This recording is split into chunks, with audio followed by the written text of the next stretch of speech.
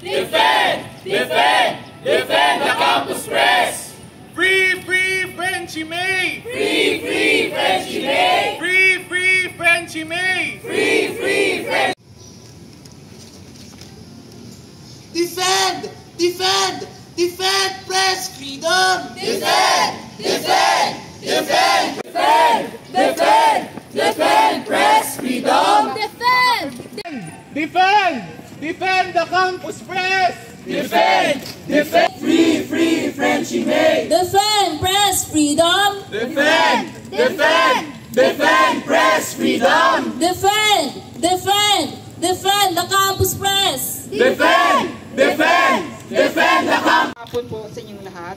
Maraming salamat sa pagdalo dito sa ating pagtitipon dito sa DAPI ng College of Media and Communication. Nagpapasalamat kami sa inyo, mga alagad ng media, colleagues natin sa media, journalism educators, mga estudyante, at ibang nagsusuporta sa kausa ng malayang pamamahayag. Yung hapon ito, this is the culmination of the day-long celebration or commemoration of the World Press Freedom Day. Napaka mabuluhan yung celebration natin because we discussed the welfare, the plight, and the possibilities of Citizen Media Council and also yung pag-register ng ating protesta sa nangyayari ngayon. We recall the assassination of an elderly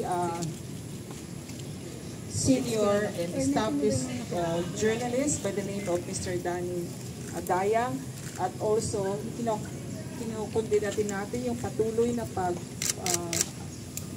patuloy na detention ni Frenchie May Combio.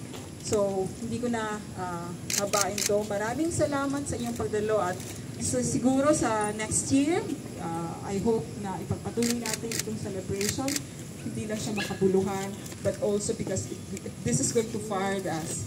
This is going to inspire us to continue the struggle for a just and democratic society with media taking on the task of being its facilitator, enabler, and gatherer of people to work towards the attainment of press freedom and the people's right to know. Maraming salamat po sa inyo.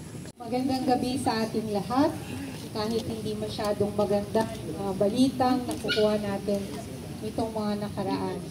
Unang-una na yung pagpatay ni Johnny Dayang, isang 89-year-old na veteranong mamamahayag, dating presidente ng PAPI, at matagal na nakasama natin sa media.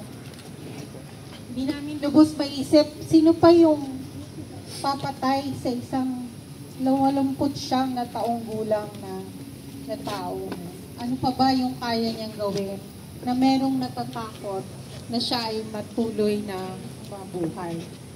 Yung pangalawang malungkot na balita na nakuha natin ay yung darating na pagsasara ng Philippine Daily Inquirer. Medyo nakaka-shock yun kasi, well, for us, it's unexpected. Although alam naman natin na maraming problema ngayon, yung mga maraming news organizations, dahil sa mga problema sa sustainability, hindi lang natin agad inaasahan na mangyayari yon. At sa ganung kabilis, ang pagsasara ng Philippine Daily Inquirer, yung print,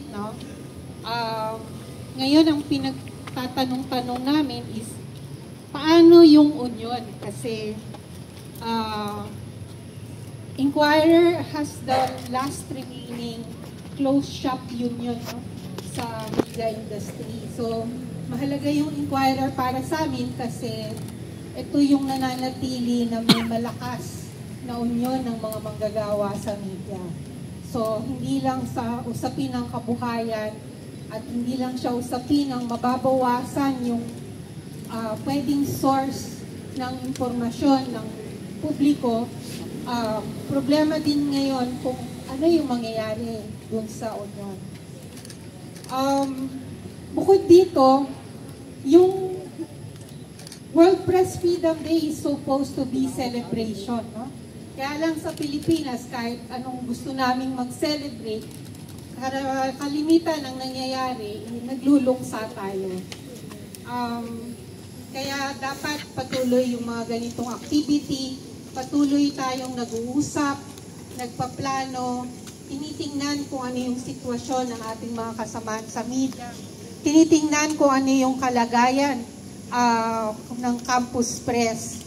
Kasi sa pamamagitan ng pagsasama-sama, saka natin pwedeng epektibo na may pagtatanggol yung kalayaan sa pamamahayan. Parang pag nagkikita kami nila Joyce, nila Josa, parang ang tagal na natin ginagawa to, tapos ito pa rin yung sinasabi natin. Pero hindi naman lahat problema kasi the fact na maraming bata, maraming bago na patuloy pa rin gustong maging journalist at magpatuloy sa gawain ng pagbibigay ng katotohanan para sa mamamayang Pilipino. Yun yung nagbibigay ng buhay, nagbibigay ng pag-asa. So mula sa amin na hindi na masyadong bata, maraming salamat sa suporta, maraming salamat sa paglaban. Sana sama-sama tayo at tingnan natin yung lahat ng pwede nating gawin para maipagtanggol natin yung kalayaan sa pamamahayag, para maipalabas natin si Frenchie May Cumpio mula sa kulungan, para maitulak natin yung mga nasa gobyerno na dinggin yung ating boses, pakinggan at ipagtanggol ang karapatan sa malayang pamamahayag. Maraming salamat. Informasyon sa ating lipunan ay mas kailangan po natin ng alternatibong media na siyang naglalahad ng tunay na danas ng mga mamamayan at ng masa. Kaya magandang hapon po sa lahat mula po sa Alter Media, People's Alternative Media Network. Bumabati po kami ng isang masaya na hindi masayang Advanced World Press Freedom Day sa lahat ng mga kasama natin dito, miyembro man ng media o hindi, dahil lahat ito ay concerned naman tayo lahat sa press freedom. Sa bahagi po ng alternatibong pamahayag, narinig po natin the past 5 years. Kitang-kita po sa ilang mga t-shirt dito, mukha po ng kasamahan naming si Frenchie May Cumpio na ipinakulong mula noong February 7, 2020 pa. Lampas 5 taon na po, 21 years old pa lang po siya nung pinakulong siya. Ang ginagawa niya po, nag-uulat tungkol sa mga dinaranas na pambubomba, sa pinitang pagpapapilit, pagpapalabas bilang mga rebelde sa mga magsasaka sa mga komunidad ng Samar at Leyte. At one point, kinampanya pa niya ang mga magsasaka ng Samar at Leyte. Tumungo siya dito sa NCR, pumunta sa Congress, nangalap ng donasyon sa mga kongresista para suportahan ng mga tineterrorize ng mga magsasaka, tineterrorize ng Armed Forces of the Philippines mismo. At dahil sa critical, vocal, at walang takot niyang pag-uulat ng karahasan sa ilalim ng administrasyon ni Duterte, sinampahan siya ng gawa-gawang kaso, siya at 5 sa Tacloban City, sinampahan ng mga gawa-gawang kasong illegal possession of firearms and explosives. 1 taon matapos siyang pakulong, dinagdagan ng terrorism financing. At may nakikita pa kaming posibleng dagdag ng mga trumped-up charges na naman laban sa kanya. Pero, 5 taon na, natatapos nila po mag-defense. Sumalang sa witness stand at i-defense ang kanyang sarili. Nakaupo po ako sa isang hearing nila. At nung tinanong siya, miyembro ka ba ng Partido Komunista ng Pilipinas? Rebelde ka ba? Terorista ka ba? Sinabi niya, no. I am a journalist. 5 taon nang lumipas, ganun pa rin sa ating Frenchie. Fearless, critical, alam niyang nasa panig niya ang katotohanan at alam natin na darating ang panahon, probably soon, na makikita ng lahat yun at mapapanagot natin. Yung isa, nandun na sa ICC, yung Commander-in-Chief nung pinakulong sila Frenchie. At iisa-isahin natin lahat na may atraso, lahat ng umapak sa kalayaan sa pumamahayag at pagpapahayag ng karaniwang Pilipino. Kaya kasabay po nito, nagpapasalamat po kami on behalf po of Alter Media, on behalf of Frenchie May Cumpio and the Tacloban 5, nagpapasalamat po kami sa lahat ng patuloy na sumusuporta at nananawagang palayain si Frenchie May Cumpio at ipasura ang mga gawa-gawang kaso laban sa Tacloban 5 sa loob at sa labas ng Pilipinas. Alam niyo po, isang aral na iniwan ng ating butihing Dean Luis Teodoro tungkol sa kasaysayan ng alternatibong pamamahayag sa Pilipinas. Natuntun niya yung mga ninuno ng alternative press sa Pilipinas sa panahon ng unang kilusang propaganda. Sa panahon nila Plaridel, nila Bonifacio, nila Rizal, at natuntun niya na hanggat may pangangailangan, hanggat may kilusang masa, hanggat lumalaban ang sambayan ng Pilipino, patuloy na mananatili ang alternatibo, ang tunay, palaban, makabayan at makabansang pamamahayag dito sa ating bansa. Maraming salamat po. Mabuhay po lahat ng mamamahayag. Mabuhay ang sambayan ng Pilipino. Kaming nakikiisa sa paggunita ng World Press Freedom Day. Bilang mga baguhang alagad ng media, tungkulin naming palakasan ang pagpapamulat, hindi lamang sa loob ng mga klase, kundi lalo na rin sa labas nito.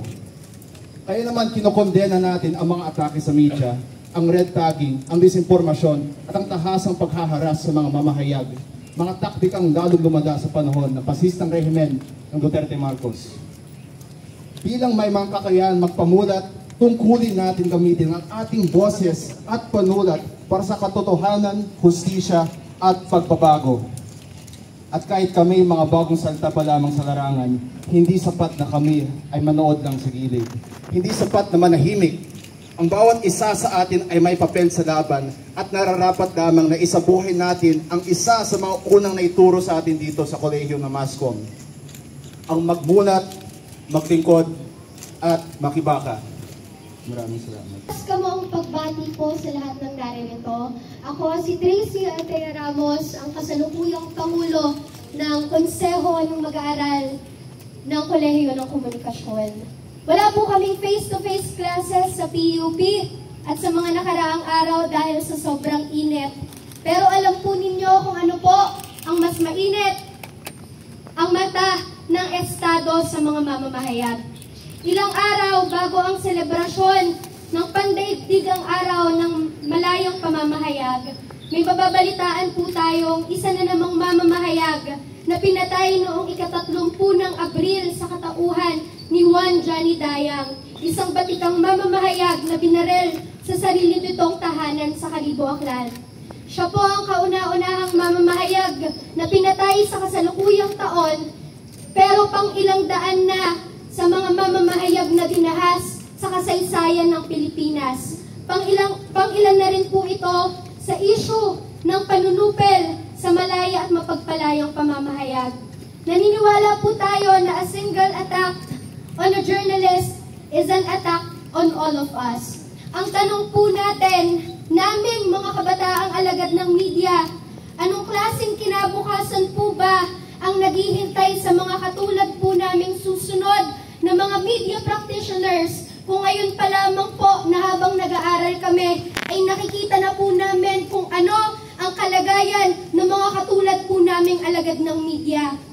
Sa amin pong kolehiyo, sa Kolehiyo ng Komunikasyon sa Politeknikong Universidad ng Pilipinas, samot-saring manifestasyon ng panunupil sa kalayaan sa pamamahayag ang amin pong nararanasan. Nandiyan po ang kaliwat ka ng red tagging, student pacification, student repression, at ang taon-taon po naming nararanasan na kakulangan sa budget na inilalaan para sa mga pamantasan na pumipigil po sa aming mga kabataang alagad ng media na makatamasa ng maayos at dekalidad na klase ng edukasyon at pumipigil din po sa aming mga campus publikasyon na makapaglabas ng mga pisikal na edisyon na bababasa po sana ng mga iskolar ng bayan. Ngayong papalapit na po ang pandaigdigang araw ng malayang pamamahayag. Ngayong isang araw na lamang po bago natin ito gunitain, hamon po sa ating lahat na naririto at sa lahat po ng nakapakikinig na maningil sa bawat dugo ng mga mamamahayag na pinatay, ipanawagan ang paglaya ng mga mamamahayag na binilagbo katulad ni Frenchie May Cumpio at ipaglaban ang malaya at mapagpalayang pamamahayag. Inuulit po natin na hindi isang simpleng selebrasyon ang World Press Freedom Day, kundi araw ng pag-alala at araw ng paniningil. Araw ng pagpapaalala rin po sa sa ating mga alagad ng media ng tungkulin nating magmulat, magsulat, maglingkod at makibaka. Magmulat, maglingkod, makibaka! Alagad ng media! Ngayon naman, kailangan ng lipunan ang mga periodista broadcaster na magsusulong ng tinig ng mamamayan, magbubunyag ng kaso ng korupsyon, at magpapanagot sa mga opisyal na bigong gampanan ang kanilang tungkulin. Ngayong naghiwalay na ang Uniteam, lalong nangangailangan ng medyang maghahatid ng makatotohanang pagsasalarawan ng karanasan ng karaniwang mamamayan. Medyang hindi tahimik, hindi bulag, at hindi sunod-sunuran. Ngunit para maisakatuparan ng mga periodista ang kanilang tungkulin ng tapat at walang takot, kailangan tiyakin ang kanilang kalayaan mula sa pananakot, panggigipit at harassment mula sa Estado at iba pang mga makapangyarihang pwersa. Bagamat ay tala ng Pilipinas ang pinakamataas nitong ranggo sa Press Freedom Index sa loob ng 21 taon, ayon sa pinakabagong ulat ng Reporters Without Borders, hindi pa rin natatapos dito ang laban para sa malayang pamamahayag. Patuloy na kinakaharap ng media ang mga balakid, mula sa red tagging at online harassment hanggang sa pisikal na banta na humahadlang sa malayang pamamahayag. Nanatili pa rin nakakulong si Frenchie May Cumpio batay sa gawa-gawang kaso. Nanatili pa rin hindi sustainable ang sahod sa loob ng industriya. Kaya naman mas kailangan pa nating paigtingin ang ating mga panawagan at igiit kung gaano kahalaga ang press freedom, hindi lang dito sa loob ng ating mga newsrooms at pamantasan, pati na rin sa ating mga pamilya at komunidad. Kaya naman defend press freedom! Defend press freedom! Magandang gabi po sa lahat. Ako po si Jacob, ang pambansang tagapangulo ng Alyansa ng Kabataang Mamamahayag ng PUP. At ngayon po, nananatiling walang budget ang mayorya ng mga publikasyon sa PUP. Ngayong araw, bukas, kung saan gugunitain natin ang pandaigdigang araw ng malayang pamamahayag, muli nating pinagpupugayan ng tagumpay ng mga mamamahayag natin sa buong daigdig na sa matibay nilang pagtindig upang magbalita at manindigan sa katotohanan. Ngunit sa kabila nito, kaliwat kanan pa rin ang mga forma ng makinarya ang ginagamit upang sugpuin ang kritikal at malayang pamamahayag mula pamantasan hanggang mainstream media. Ang pag-usbong ng artificial intelligence kung saan kinakasangkapan upang manlinlang, manlason at manupil ng isipan para sa sariling interes ang nagiging dahilan kung bakit nailalayo ang mga kabataan sa kritikal na pag-iisip at sa malayang pamamahayag. Dagdag pa po rito, sa hanay po ng mga campus pahayagan sa loob ng PUP, nung naglusad kami ng Congress kung saan 14 ang nag-report, 12 po doon ay walang pondo. At ang 2 doon ay kumakaharap ngayon sa krisis kung paano nila gagamitin ang pondo. Naniniwala ang alyansa ang problemang ito ay nakaugat sa patuloy na misprioritization ng budget ng gobyerno dahil sa sangasangang problema na naidudulot ng patuloy na pambabarat ng budget sa mga state university kagaya ng UP at PUP. Gaya ng PUP na siyang may pinakamalaking populasyon, patuloy ang state neglect sa ating mga student publications at dapat natin ito at naniniwala kami na ito ay isang campus press freedom violation sa ilalim ng Marcos administration. Nakalulungkot sapagkat imbes na dagdag pondo ang ilaan ng gobyerno sa pamantasan natin na siyang makatutulong sa operasyon ng mga pahayagang pang-campus, ay mas inuna pa nitong i-prioritize ang paglalaan ng malaking budget sa militar na siyang pangunahing perpetrator ng human rights violations, lalo na sa mga journalists. Kita natin ito sa tala ng PCIJ kung saan 135 na cases ng press freedom violations, 5 po doon na kaso ay perpetrated ng state forces, partikular ng mga polis, militar at ng berdugong NTF-ELCA. Hiwalay pa rito ang 206 na campus press freedom violations sa mga pahayagang pang-campus na naitala ng CEGP. At ang 3 po doon ay mula sa PUP system-wide. Mula rito, malinaw na ang samot-saring atake sa mga alagad ng medyang pang-campus ang nagpapatunay na hindi ginigilala ng administrasyon at ng gobyerno ang esensya ng campus press freedom. Lalo pa sa hindi pagpaprioritize nito sa pagdaragdag ng pondo sa pamantasan. Naniniwala po ang Alyansa ng Kabataang Mamahayag na karapatan ng bawat estudyante ang libre, dekalidad at aksesableng tipo ng edukasyon. At kabigkis po nito ang karapatan nila sa malayang pamamahayag. Kaisa ang Alyansa sa pagpapanawagan sa pagpataas ng budget sa mga state universities at paglala ng pondo sa lahat ng mga publikasyon. higit lalo na paparating na pong 2025 National Midterms Election, ay mas kakailanganin ng mga pahayagang pangkapos ng pondo, espasyo, para makapagbalita ng katotohanan at ipatampok ang hinaing ng sambayanan sa susunod ng mga lider na bibitbit ng kanilang interes. Defend! Defend! Defend the Campus Press! Defend! Defend! Defend the Campus Press! Defend! Defend! Defend press freedom! Defend! Ng mga kabataang periodista. Kami po sa Union of Journalists of the Philippines, UP, ay nakikiisa sa ating mga kasama sa media ngayong advanced celebration ng World Press Freedom Day dito sa UP College of Media and Communication. Mahigit 200 na po ang pinatay mula 1986 na mga journalists dito sa Pilipinas. Before iniisip namin na sana hindi na lang tayo nagbibilang, sana hindi na milestone yung mga ganitong pagre-record ng threats and killings against journalists. But this is the reality that we have to face. Kami po bilang mga nasa eskwelahan pa lang at wala pa naman sa mga professional newsrooms, nangangamba rin kami sa aming future. Hindi lang sa safety ng aming trabaho, kundi safety rin ng aming mga buhay at ng aming mga pamilya. Kanina lang in-announce din ang integration ng Philippine Daily Inquirer at ng Inquirer.net.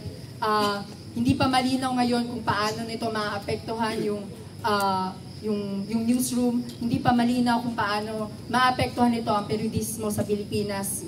Pero ito pa rin ay manifestasyon ng kakulangan sa sustainable na economic framework for newsrooms. Kailangan na po natin ng mas maayos na sistema, makahanap ng more ways of funding or operations, dahil hindi naman po libre ang ating serbisyo, hindi naman mura yung pag-sustain ng operations ng isang critical newsroom. And for major news organizations such as the Inquirer na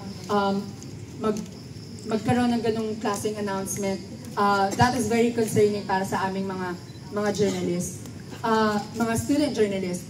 Hindi ito yung profesyon na gusto naming datnan, at hindi ito yung realidad na dapat nating pinapanatili. Ma-share ko lang po sa inyo, kamakailan lang din ay naglunsad po kami ng Journalism Summit, kung saan nakilahok po ang more than 600 high school students at nagturo po kami ng journalism sa kanila. At personally, kitang-kita ko po yung kagustuhan nila na matuto ng periodismo, na magkwento ng mga kwento ng mga hindi pinakikinggan, at sagutin yung tawag ng panahon na protektahan ng katotohanan. Pero kung ang industriya na dadatnan namin ay hindi naman rewarding, kung ang journalism na mag-welcome sa amin after namin graduate ay puno ng dugo at ng pandarahas, this is very concerning, para hindi lang sa mga journalists, kundi na rin sa ating audience, pati na rin sa ating masang Pilipino na sumasandig sa atin para sa katotohanan. Kaya ngayon pong World Press Freedom Day, hamon po sa atin na bumalikwas sa kasalukuyang kondisyon. Hindi sapat na relatively better lang ang estado ng malayang pamamahayag dito sa Pilipinas. Kailangan eradicated na ang pandarahas, ang pagpatay sa mga journalists. Dapat pinapalaya na ang mga journalists na nasa kulungan tulad ni Frenchie May Cumpio. Dapat hindi na madagdagan ang mga journalists na pinapatay tulad ni Juan Dayang. Dapat tinitigil na ang pambobomba sa Gaza at pagpatay sa mga journalists doon. Kailangan ng tuldukan ng kultura ng nagpaparusa sa mga tagapangalaga ng katotohanan. Defend! Defend! Defend press freedom! Defend! Defend! Defend press freedom! Hustisya para kay Johnny Dayang! Hustisya! Defend press freedom! Defend! Defend! Defend press freedom! Defend! Defend! Defend the Campus Press! Defend! Defend! Defend the Campus Press! Hustisya para kay Juan Dayang! Hustisya! Hustisya para sa lahat ng mga mamamahayag na pinaslang! Hustisya! Mula po sa lahat ng ating mga tagapagsalita po kanina, mula sa pagdinig sa kanilang mga hinain, sila rin ay mga kabataan, no? Ang usual na sinasabi sa mga kabataan, tulad namin na mga kabataang mamamahayag, ay puro na lang daw kami reklamo. Puro lang din kami hanash. Meron namang another side pa na sinasabi sa mga kabataan na kimi raw kami. Wala nang pake sa usaping panlipunan. Pero sa katunayan, magmula sa lahat ng mga kaso ng represyon sa mga kabataang mamamahayag, mala pahayagang pang-campus man yan, o mga mula sa mga iba't ibang mga konseho, dapat lamang na ang pamamahayag sa panahon ng panunupil ay hindi neutral. Dapat lamang na ang pamamahayag sa kasalukuyan kung saan nananaig ang kadiliman at kasamaan, dapat lamang ay nananawagan ng hustisya. Kaya po, ngayong World Press Freedom Day, hindi lamang po ito paggunita sa pagkabuhay ng napakaraming mga journalists natin mula pa lamang sa mga eskwelahan hanggang sa mainstream at alternative. Bagkus, no, ginugunita natin na we are still here, living, continuing this sacrificial profession, even at the campus press level.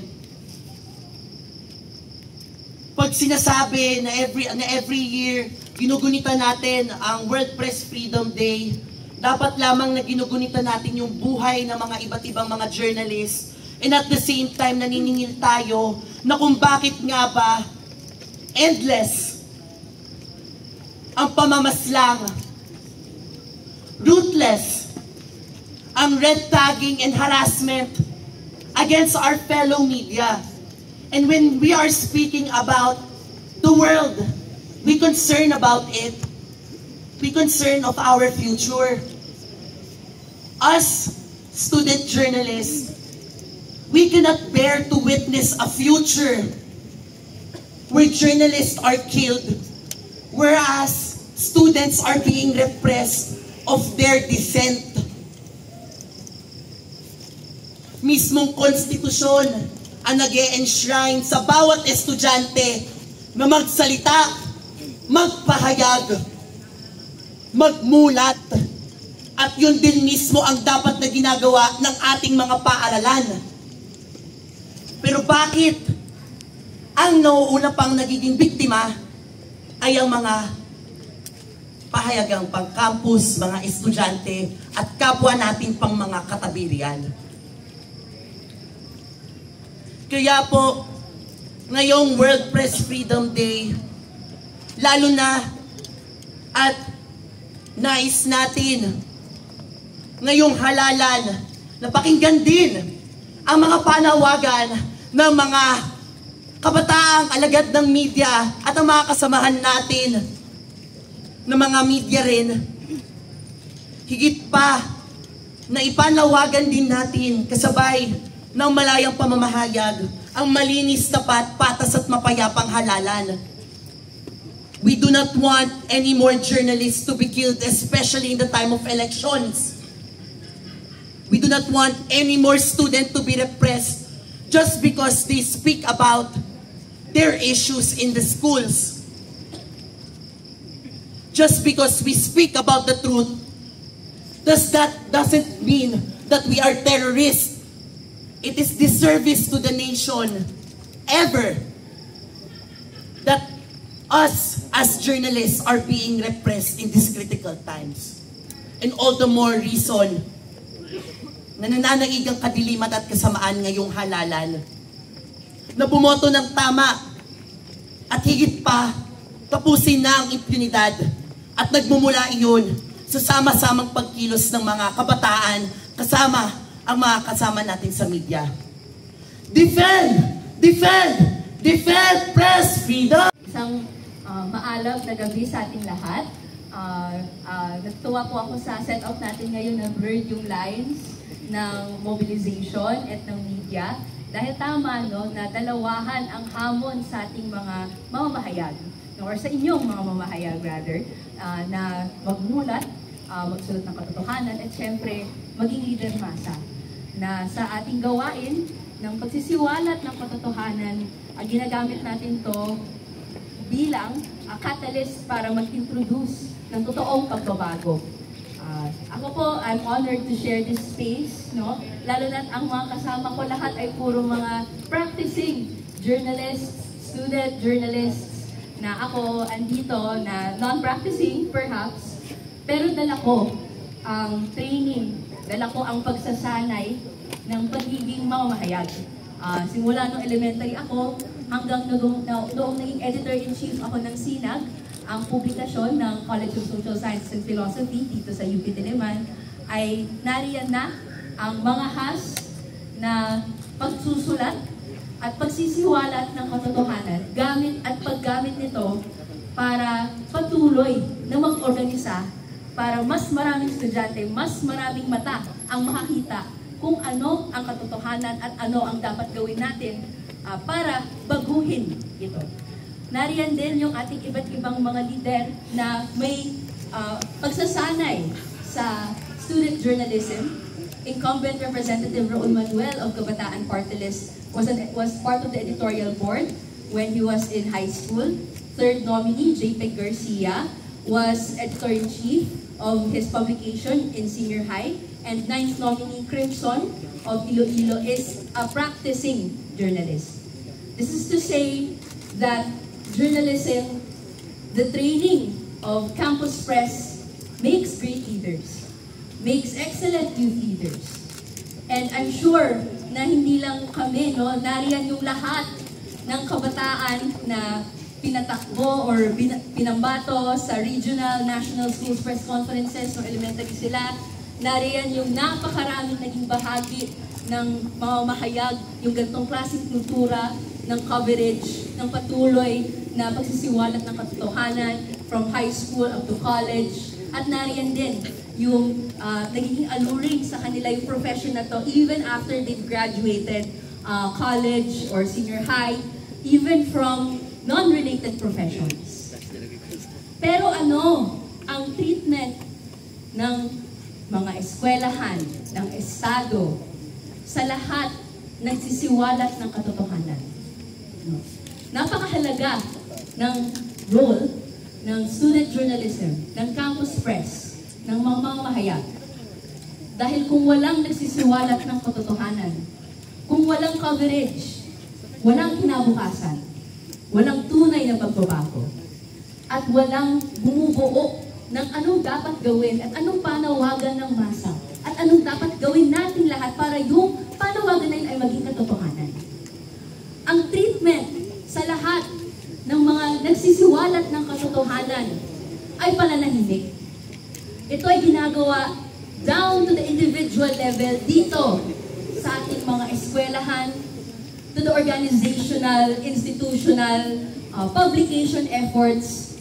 Ang ginagawa sa mga has na coverage ng publications ay censorship, ay patawag sa principal's office, ay patawag sa OSA. Meron ding red tagging ng mga politicians. Merong death threats from troll farms.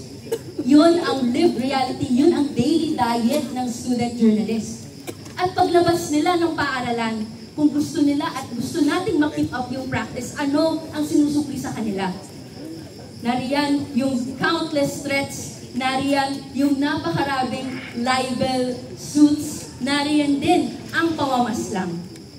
Nariyan din yung lack of institutional support.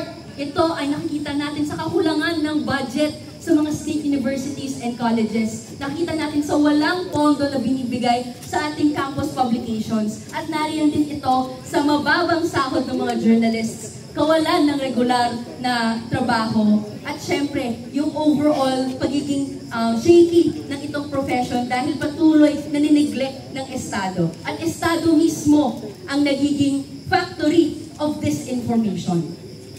Kaya, dalawa ang hamon sa ating lahat. Hindi lang sa mga mamamahayag, pero sa lahat ng kabataan na consciously or not, ay meron tayong media training, meron tayong journalist training, na gusto natin i-adopt para gamitin, para baguhin ang lipunan. Ano itong dalawang hamon? Una, magpatuloy na magsiwalat ng katotohanan. Hindi madali ang ginagawa natin, hindi madali ang endless hours sa press room, hindi madali ang verification of information, lalo na hinahabol mo yung bawat oras na lumilipas na nilabas na ng control farm ng Estado ang disinformation. Pero ginagawa natin ito dahil alam nating serbisyo ito sa lipunan, serbisyo ito sa lahat ng nangangailangan ng katotohanan. At ikalawa, nariyan yung patuloy ng pandarambong sa support ng Estado, ng mga institusyon, at hindi tayo mananahimik, hindi lang tayo manghihingi nito. We will ensure that our marches, our hands that are holding pens, our eyes that see the truth, our hearts and our brains that are here to serve for the people, ay gagamitin natin para sa tunay na pagbabago. Kaya sa ating mga mamamahayag na narinito, sa mga mamamahayag na napaslang, sa mga future na mga mamamahayag, sa mga kabataan from succeeding generations, andito ang panawagan para patuloy na magsulat, maging mangahas, patuloy na makibaka. Alagad ng media, magmulat, maglingkod, makibaka. Para masolemn po ang ating kanta, ang ating awitin habang tayo po ay nagsisindi ng mga kandila.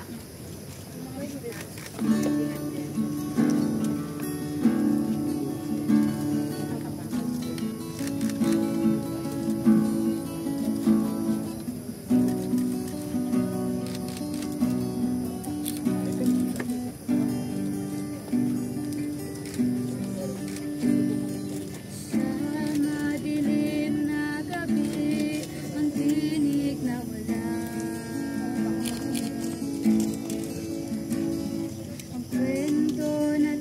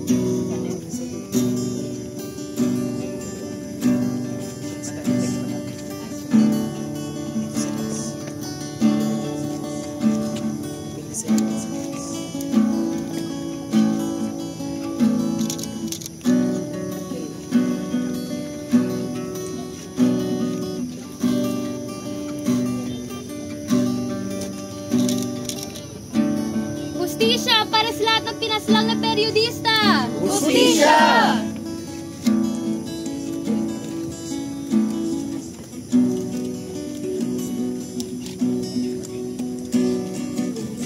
Para po sa huling chorus, sabayan niyo po ko.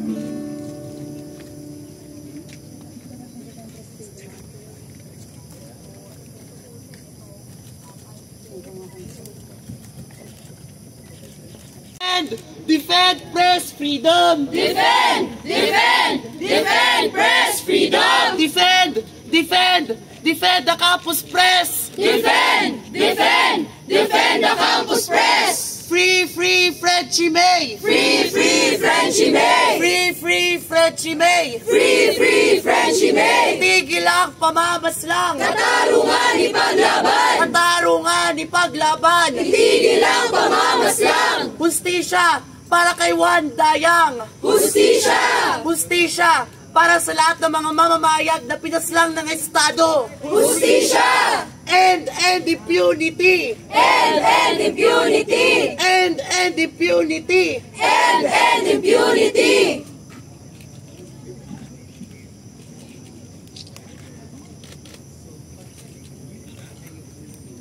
Stop killing journalists! Stop killing journalists!